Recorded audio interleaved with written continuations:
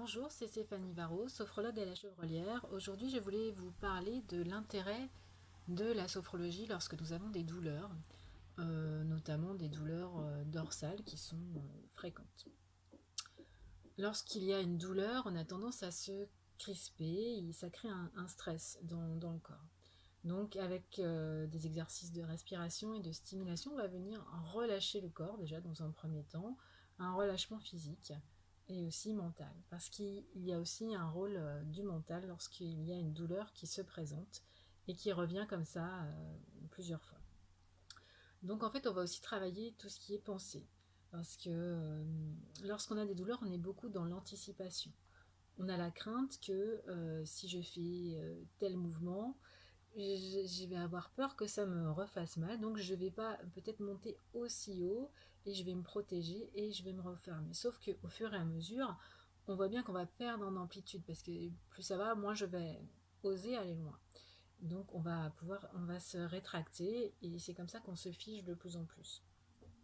Donc, ce qu'on va faire, c'est qu'on va essayer de revenir au corps dans l'instant pour voir ce qui se passe, est-ce que ça va finalement. Et puis, l'objectif, ça va être d'expérimenter à chaque fois pour avoir aussi de moins en moins peur et d'être vraiment dans l'instant présent plutôt que dans les anticipations, en étant beaucoup plus conscient de nos pensées.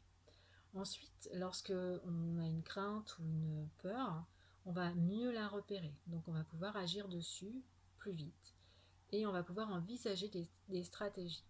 Donc dans un premier temps, on va pouvoir utiliser le mouvement et la visualisation pour se lancer dans des nouvelles expériences. Par exemple, on va pouvoir visualiser qu'on est en train de faire donc le geste en question. On va attraper quelque chose là-haut. Et on va se visualiser en train de le faire avec la bonne posture, la bonne manière de tourner la main, la bonne manière de positionner le bras, peut-être de le faire sans tension. Voilà, en se focalisant sur, lors de cette visualisation sur les ressentis au niveau de l'épaule, le mouvement, la justesse, l'amplitude, on va déjà préparer le cerveau à faire le bon geste et on va déjà l'intégrer. Ce qui va être plus facile lorsque ce sera le moment de passer à l'action. D'accord. Donc ça nous permet vraiment déjà d'accepter et de voir que finalement on est peut-être capable de faire ce geste. Donc on travaille sur plusieurs champs à la fois, le physique, le mental et l'émotionnel, hein. Donc on va avoir une meilleure écoute des pensées qui va nous permettre de les arrêter plus vite avant qu'elles s'emballent et peut-être que ça nous crée directement un stress.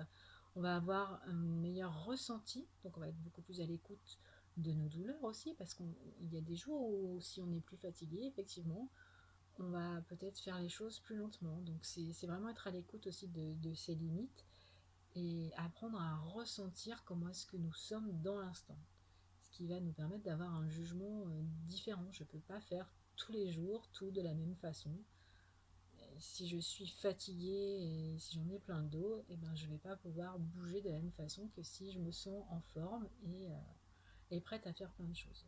Donc vraiment se mettre à l'écoute de tout ça et puis écouter ses limites et trouver aussi des positions antalgiques.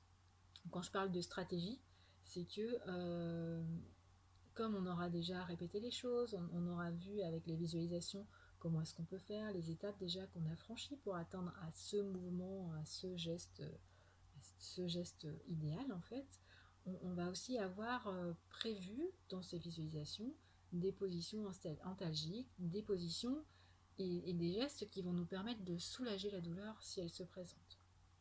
Donc ça permet vraiment une intégration différente par le corps de nos mécanismes et ça va nous permettre d'avoir des stratégies, des solutions à mettre en place plutôt que de se focaliser sur la douleur.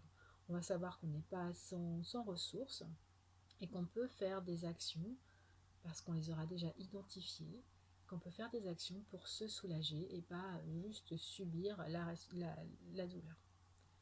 Donc voilà, j'espère que ça vous aura éclairé un petit peu sur l'utilisation et l'intérêt d'utiliser la sophrologie si vous avez des douleurs. Alors ça peut être justement intéressant si vous avez un suivi en kinésithérapie où vous vous remettez en mouvement, ou peut-être parfois certains exercices sont difficiles ou douloureux. On pourra les répéter déjà visuellement pour avoir aussi peut-être ces gestes dans d'autres situations. Comment est-ce que dans votre quotidien, en dehors, ça peut vous changer la vie aussi. Voilà, c'est vraiment intégrer toutes les choses qui sont importantes pour vous autour de la douleur et venir en faire quelque chose de constructif pour que vous vous sentiez mieux. Et comment vous n'avez pas cette sensation de subir vraiment, parce que quand la douleur est là, on a vraiment la sensation d'être impuissant. Donc c'est vraiment diminuer cette sensation et reprendre un peu de notre force et de notre place